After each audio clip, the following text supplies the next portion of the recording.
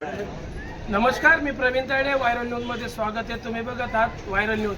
आपण खडकी परिसरामध्ये आहोत आणि खडकी परिसरामध्ये आत्ताच नुकतं रोडाचं काम झालं, तर स्थानिक दुकान आहेत की अर्धवट काम राहिले, तर त्यांच्या आपण समस्या जाणून घेणार होतो. काम कसं चाललंय आणि त्यांना कोणत्या समस्याला सामोरं जावं लागते. तर इथं स्थानिक दुकानदार आहे, तर त्यांच्याकडून जाणून घेणार होतं. काय समस्या है सर?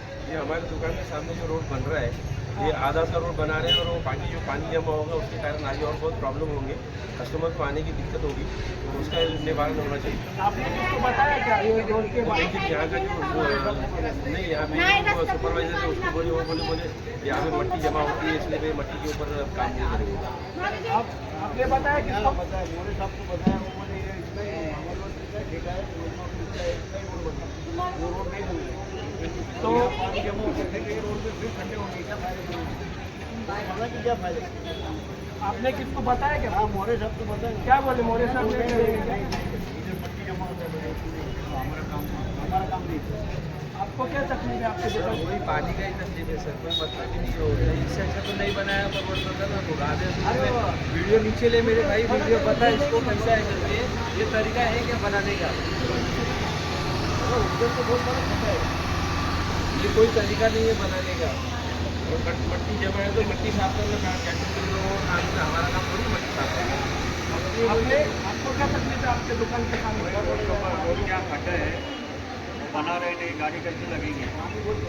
और ये सब निकलेगा बाद में, ये सब निकलेगा। आपका क्या प्रॉब्लम है? वो इतने खड्डा अगर हो गया, उसमें पानी जमा हुआ, उससे मच्छर जो होंगे, लगी तकलीफ चाहते हैं कि ये पूरा बराबर से लेवल हो, गाड़ी भी लगेगी, गाड़ी भी बराबर लगेगी और अंदर को भी बराबर नहीं होगी।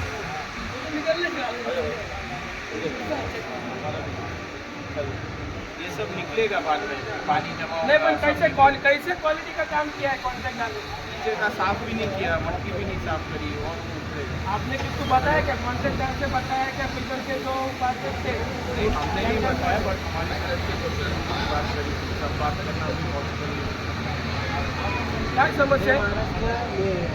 निर्माण किया जो माझं असं म्हणणं आहे की हे जे व्यापारी आहेत, हे व्यापारी कमीत कमी 50 वर्षापासून यांचा रोजगार, यांचा व्यवसाय आहे, दुकान आहे, जुने व्यापारी. आणि आज तुम्ही बघू शकता की हे जे रस्त्याचं काम चालू आहे, अत्यंत उत्कृष्ट दर्जाचं काम आहे. सकाळी इथं आल्यावर तुम्ही बघितलं, आमची शाखा पण इथं आहे, तर झाडू खराटा न मारता त्या मातीवर डांबरीकरण करण्यात आलं. तर त्याचे तुम्ही घर बघू शकता, एकदम किती दिवसापासून काम होते? किती आज दिवस झाले? सकाळी सुरू काम केलं. नाही नाही, पण हे म्हणजे आता किती दिवस झालं ते वारंवार यांना सांगत? वारंवार वर्षभरात रोडची क्वालिटी आज तुम्ही बघू शकता. साईडला जे दुकानदार पार्किंगची समस्या आहे, त्याच्याकडे जे कस्टमर येतात खरेदी करायला, त्यांना गाडी लावायला जागा नाही आहे. तिथं पार्किंगचा प्रॉब्लेम आहेच. पण रस्त्याचं पण तुम्ही बघू शकता, एक साईडचं डांबरीकरण नाही केलं. रोहन सोनवणे इंजिनियर आहे कॅन्टोनमेंटला, त्याला मी सांगितलं, तो म्हणतो इथं माती माती आणि साफ टॅक्सपेअर आहेत ना, त्यांचं भाडं भरताय, टॅक्स भरताय रोडाला. पवले 2 कोटी रुपयाचं कॉन्ट्रॅक्ट एकदम उत्कृष्ट काम. या प्रशासनावर, त्या इंजिनियरवर कारवाई झाली पाहिजे अशा आपण बघितलं असतं ना खडकी परिसरामध्ये, तर या इंजिनियरने पण बोगस रोड असं बनवलं असते. तर स्थानिक दुकानदार आहेत त्यांचं म्हणणं आहे. आणि हा जो रोड आहे, हा